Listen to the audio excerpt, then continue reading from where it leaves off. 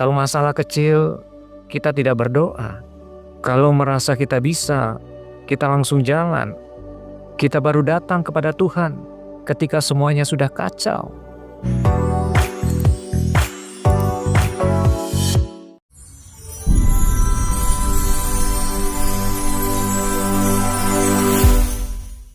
Shalom, selamat pagi saudara yang dikasihi Tuhan Yesus Kristus. Selamat kita berjumpa kembali dalam renungan pagi firman Tuhan hari ini. Saya percaya saudara dalam keadaan yang baik, penuh sukacita dan berlimpah dengan kasih damai sejahtera Allah. Sebelum kita memulai aktivitas kita pagi hari ini, mari kita sejenak merenungkan firman Allah yang akan menuntun kita di sepanjang hari ini. Sebelumnya mari kita berdoa. Bapa yang penuh kasih, Bapa yang kami sembah di dalam nama Tuhan Yesus Kristus, kami datang ke hadapan-Mu dengan hati yang bersyukur pagi ini Bapa. Terima kasih atas anugerah kehidupan, nafas yang Tuhan berikan, dan kesempatan yang indah untuk kami mendengarkan kebenaran firman-Mu. Bukalah pengertian yang baru bagi kami ya Bapa, untuk menjadi pendengar firman Tuhan, dan juga menjadi pelaku firman Tuhan. Dan hari ini, kami rindu mengalami perjumpaan pribadi dengan Engkau. Dalam nama Tuhan Yesus Kristus, kami berdoa dan mengucap syukur. Haleluya. Amin. Saudara yang dikasihi Tuhan, mari kita membuka ayat firman Tuhan yang terambil di dalam kitab 1 Samuel, pasal yang ke-23, dari ayat 1 sampai yang ke-5. Demikian bunyi firman Tuhan. Diberitahukanlah kepada Daud begini, ketahuilah orang Filistin berperang melawan kota Kehila dan menjarah tempat-tempat pengirikan. Lalu bertanyalah Daud kepada Tuhan, apakah aku akan pergi mengalahkan orang Filistin itu? Jawab Tuhan kepada Daud, pergilah dan kalahkanlah orang Filistin itu dan selamatkanlah Kehila. Tetapi orang-orang Daud berkata kepadanya, ingatlah, sedangkan di sini di Yehuda kita sudah dalam ketakutan. Apalagi kalau kita pergi ke Kehila melawan barisan perang orang Filistin. Lalu bertanya pulalah Daud kepada Tuhan. Maka Tuhan menjawab dia firman-Nya, bersiaplah, pergilah ke Kehila, sebab aku akan menyerahkan orang Filistin itu ke dalam tanganmu. Kemudian pergilah Daud dengan orang-orangnya ke Kehila. Ia berperang melawan orang Filistin itu. Dihalaunya ternak mereka dan ditimbulkannya kekalahan besar di antara mereka. Demikianlah Daud menyelamatkan penduduk Kehila. Saudaraku yang dikasihi Tuhan, hidup ini tidak pernah lepas dari pilihan dan keputusan. Setiap hari, sadar atau tidak sadar, saudaraku, kita selalu diperhadapkan pada keputusan. Keputusan kecil maupun keputusan yang besar. Ada keputusan yang dampaknya hanya sesaat, tetapi ada juga keputusan yang menentukan arah hidup kita, masa depan, bahkan mempengaruhi banyak orang di sekitar kita. Seringkali manusia merasa cukup mampu untuk memutuskan segala sesuatu berdasarkan logika dan perhitungannya dengan pengalaman masa lalunya, dari nasihat orang lain ataupun perasaan pribadinya.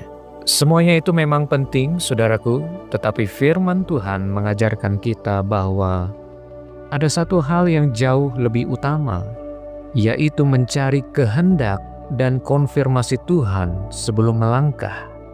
Hari ini kita akan belajar satu teladan yang sangat indah dalam Alkitab, yaitu dari kehidupan Daud, khususnya dalam 1 Samuel pasal yang ke-23.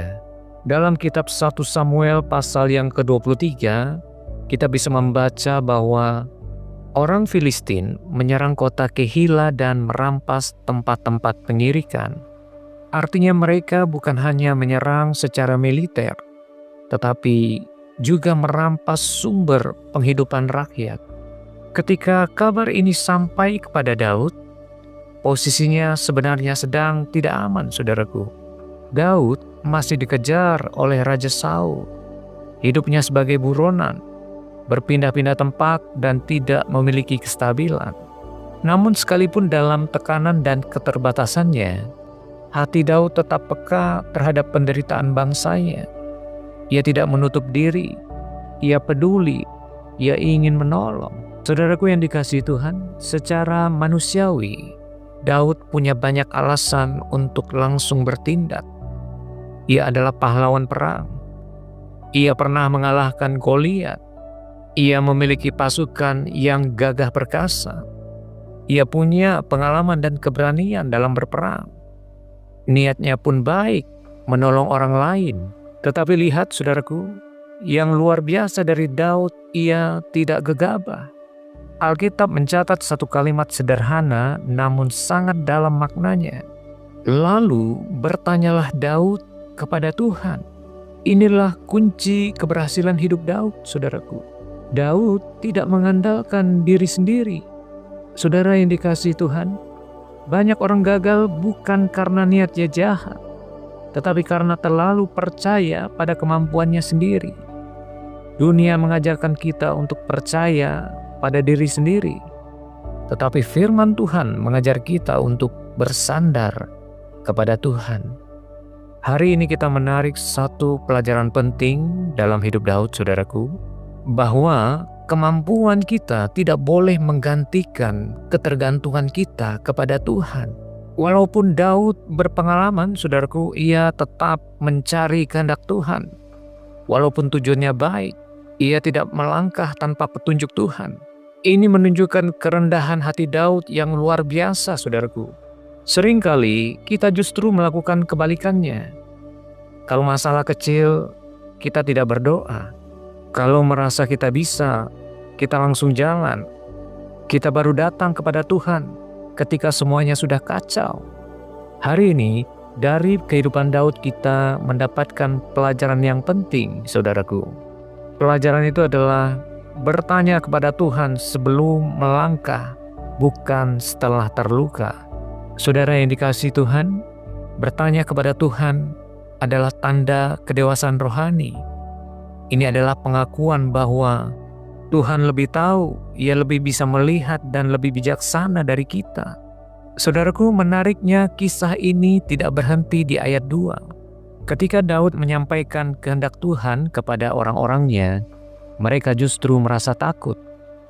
Ayat yang ketiga berkata bahwa para pengikut Daud berkata, "Lihat, di Yehuda saja kami takut.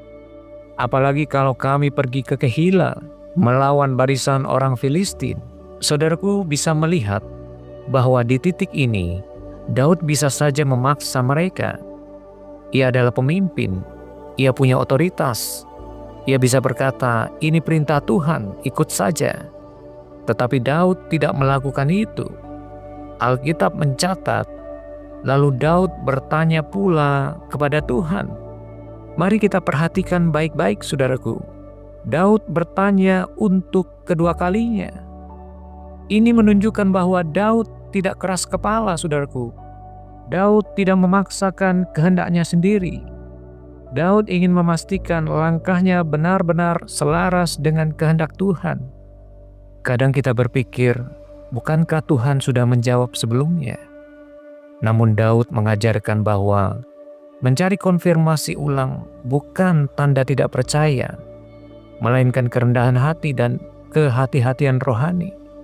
Adapun keputusan-keputusan yang memang perlu diteguhkan melalui firman, melalui damai sejahtera di hati, melalui keadaan yang Tuhan izinkan, dan melalui nasihat rohani yang sejalan dengan firman Tuhan.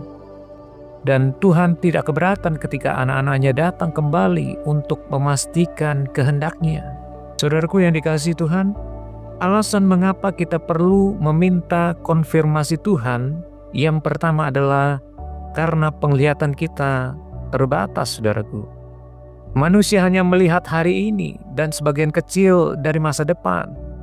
Kita menilai berdasarkan apa yang tampak baik, tampak menguntungkan dan menyenangkan kita. Tetapi ingatlah saudaraku, Tuhan melihat gambaran yang lebih utuh. Tuhan bisa melihat awal dan akhir, yang kelihatan dan yang tersembunyi. dampak jangka pendek dan jangka panjang. Banyak keputusan terlihat baik di awal, saudaraku, tetapi membawa luka di kemudian hari. Sebaliknya, ada keputusan yang terasa berat di awal, tetapi ternyata membawa berkat yang besar di masa depan.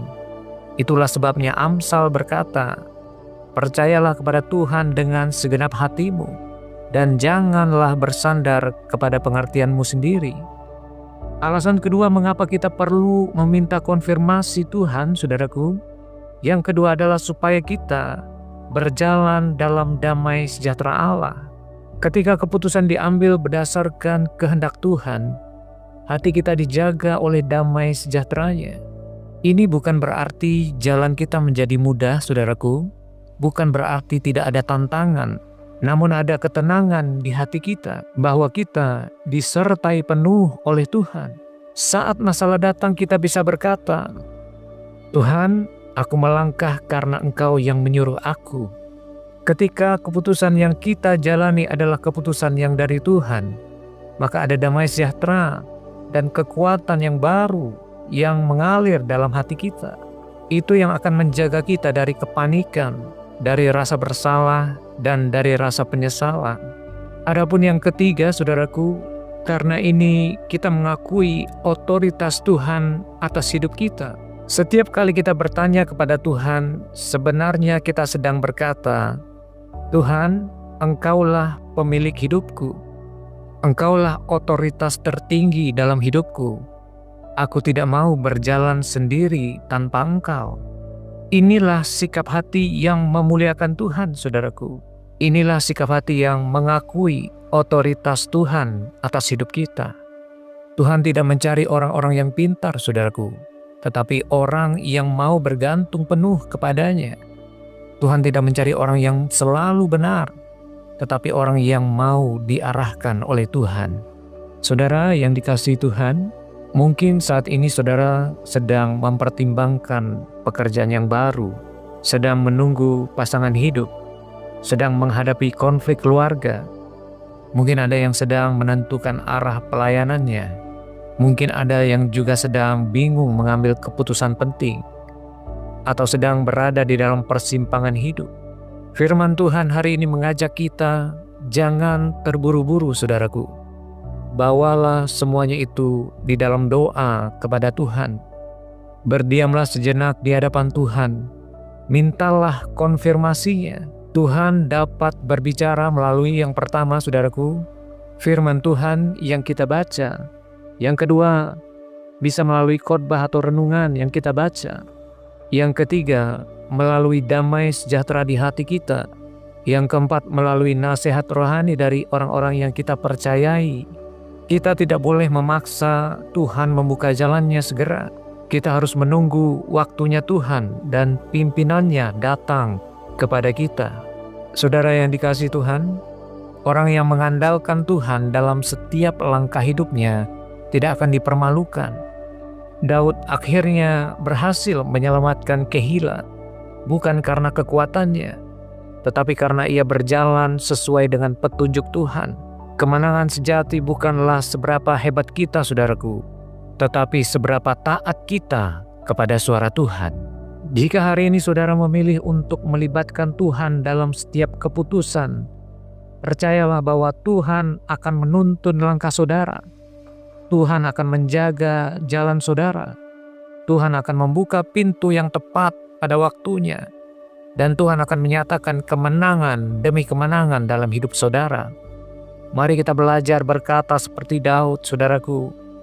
"Tuhan, sebelum aku melangkah, aku mau bertanya kepadamu."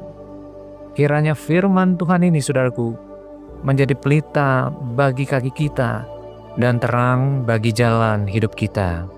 Amin untuk firman Tuhan. Mari kita datang kepada Tuhan. Kita berdoa. Bapa di sorga, kami bersyukur untuk firman-Mu yang telah kami dengar hari ini. Terima kasih karena Engkau adalah Allah yang setia, Allah yang telah berbicara, dan Allah yang rindu menuntun setiap langkah hidup kami. Kami mau belajar seperti Daud, Tuhan, untuk tidak melangkah menurut kehendak kami sendiri, tetapi selalu mencari konfirmasi dan petunjuk dari-Mu. Tuhan, kami serahkan keputusan hidup kami ke dalam tangan-Mu, keputusan tentang pekerjaan, keluarga, masa depan, pelayanan, dan seluruh pergumulan yang sedang kami hadapi. Ajarlah kami untuk peka terhadap suara-Mu dan taat kepada kehendak-Mu, sekalipun terkadang jalan-Mu tidak selalu mudah kami mengerti. Tuhan, saat ini kami juga membawa di hadapan-Mu setiap jiwa yang sedang mendengar kebenaran firman Tuhan ini, yang sedang dalam pergumulan yang berat. Engkau mengenal mereka satu persatu. Mereka yang terluka secara batin, mereka yang sedang bergumul secara ekonomi, mereka yang diliputi kecemasan, ketakutan, yang sedang menghadapi masalah keluarga, yang merasa putus asa dan tidak berdaya.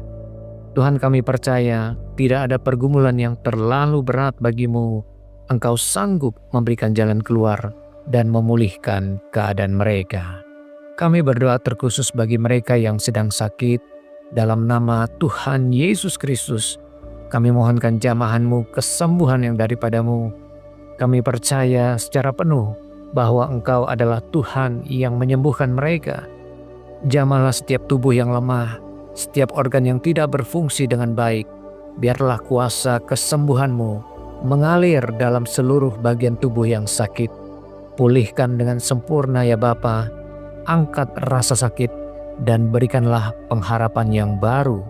Kami juga berdoa bagi mereka yang terluka secara batin, mereka yang mengalami kegagalan, penolakan, kehilangan, pengkhianatan, dan tekanan hidup yang berat. Tuhan, Engkaulah Bapa yang dekat dengan orang yang patah hati. Pulihkan jiwa yang remuk, tenangkan pikiran yang kacau, dan gantikan air mata mereka dengan penghiburan dari kerajaan sorga. Bagi mereka yang berada di titik terendah, pegang tangan mereka ya Tuhan, kuatkan iman mereka, dan ingatkan bahwa mereka tidak sendirian. Engkau Allah yang setia menyertai, bahkan ketika mereka tidak lagi punya kekuatan untuk berdoa. Terima kasih Tuhan, di dalam nama Tuhan Yesus Kristus, kami berdoa dan mengucap syukur kepadamu Bapa. Haleluya. Amin. Mari kita bersama menaikkan doa Bapa kami. Bapa kami yang di sorga, dikuduskanlah nama-Mu, datanglah kerajaan-Mu, jadilah kehendak-Mu di bumi seperti di sorga. Berikanlah kami pada hari ini makanan kami yang secukupnya, dan ampunilah kami akan kesalahan kami, seperti kami juga mengampuni orang yang bersalah kepada kami. Dan janganlah membawa kami ke dalam pencobaan, tetapi lepaskanlah kami daripada yang jahat. Karena Engkaulah empunya kerajaan, dan kuasa, dan kemuliaan, sampai selama-lamanya. Terimalah berkat Tuhan. Tuhan memberkati engkau dan melindungi engkau. Tuhan menyinari engkau dengan wajah-Nya, dan memberikan engkau kasih karunia. Tuhan menghadapkan wajah-Nya kepadamu, dan memberikan engkau damai sejahtera. Kiranya digenapi seluruh janji Tuhan di dalam hidupmu.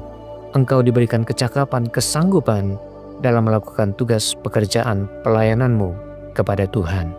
Hidupmu akan diberkati untuk menjadi berkat. Maka bawalah segala berkat anugerah dari Allah Bapa, cinta kasih dari Tuhan Yesus Kristus, dan persekutuan penyertaan dari Roh Kudus menyertai hidup saudara semua, sekarang ini sampai Maranatha, Tuhan Yesus datang kembali. Terima itu semua dalam berkat nama Tuhan Yesus Kristus. Haleluya. Amin. Saudaraku yang dikasihi Tuhan, sampai jumpa di renungan malam firman Tuhan di jam 6 sore saudaraku. Tuhan Yesus memberkati kita semua.